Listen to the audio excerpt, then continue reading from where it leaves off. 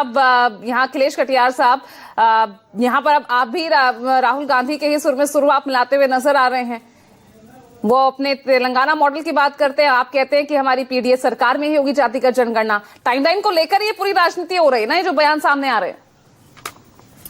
पूजा जी, जैसे अभी सारे लोग, हम सारे मित्रों की जो बातें रही, तो उसमें 2-3 बातें हैं। राजीव रंजन साहब ने भी बहुत गंभीरता से कहा, भारतीय जनता पार्टी के बयान भी आपने सुनाए, सब लोगों ने बोला, अगर बीजेपी की नीयत रियल में अच्छी है और जेडीयू मनीष जी जो बोल रहे हैं, भाई आज तो आपके सहयोग से दिल्ली की सरकार चल रही है, और आप अगर जाति जनगणना के बाद जो देश में नई परिस्थितियां बनेंगी उनसे लोकतंत्र जमीन पे उतरेगा, सामाजिक न्याय का जो स्वरूप है, जो कल्पना है, वो और विस्तार लेगी।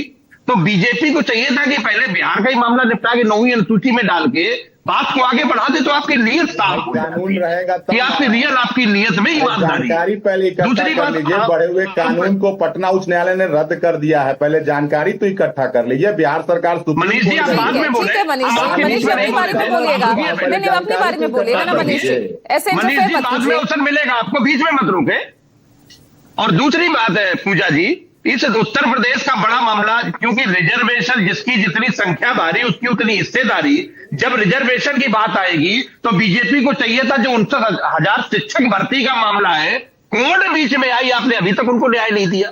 तो ये जो मामला है इस देश में सबके, ये मामला बनेगा नहीं, पिक्चर साफ होगी, और सारा दारोमदार ओबीसी का है। भाई आप आर्थिक आधार पे आपने तय करके 10% आबादी के आधार पे ऊंची जातियों को आपने रिजर्वेशन दे दिया, दलितों को रिजर्वेशन उनका मिल गया, और जो इस देश में पिछड़ों को 27% रिजर्वेशन मिला था, केंद्रीय नौकरियों में अभी 10% से ज्यादा लागू नहीं है। बीजेपी को चाहिए कि वहां ईमानदारी दिखा के बात करे। तो आप जिसकी जितनी संख्या भारी उसकी उतनी हिस्सेदारी, जाति जनगणना के बाद की सीढ़ी तो वही है। लेकिन आप अगर ये मानते हैं कि आप अपने पाप धोना चाहते हैं, आप नियत से ईमानदार हैं, तो आप पहले जो इस तरीके के मामले उलझे हैं उस पर अपनी मंशा क्लियर कर दे, उन्हें निपटा दे, और उसके बाद ये क्लियर कर दे कि हम सब जगहों पे ईमानदारी से बंटवारा करेंगे, ये पैरामीटर होंगे। तो आप ये नसीहत, आप ये सलाह आप केंद्र सरकार को दे सकते हैं ना, तो उनकी मंशा पर क्यों सवाल खड़ा कर रहे हैं? नहीं, मनसा पे इसलिए सवाल कर रहे हैं क्योंकि आपने पिछले 10 साल में जाति जनगणना को लेके जो भाजपा के बयान आए, और इसके बाद सेंसस कमीशन का जो आपने बजट था वो कितना काटा। फिर तो राहुल गांधी को जातिगत जनगणना और आरक्षण को लेकर कुछ बयान ही नहीं देना चाहिए।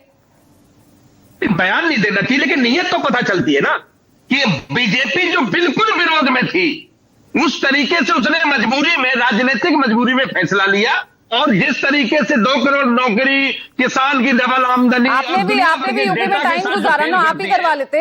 आज अखिलेश यादव कह रहे हैं कि पीडीए के आपको भी टाइम मिला था, करा लेते 2013 में, लेकिन बिहार की राजनीति इस पर कितनी अफेक्टेड है, ये जो है जनता के बीच क्या माहौल है? अमिताभ थोड़ा सा समझाइए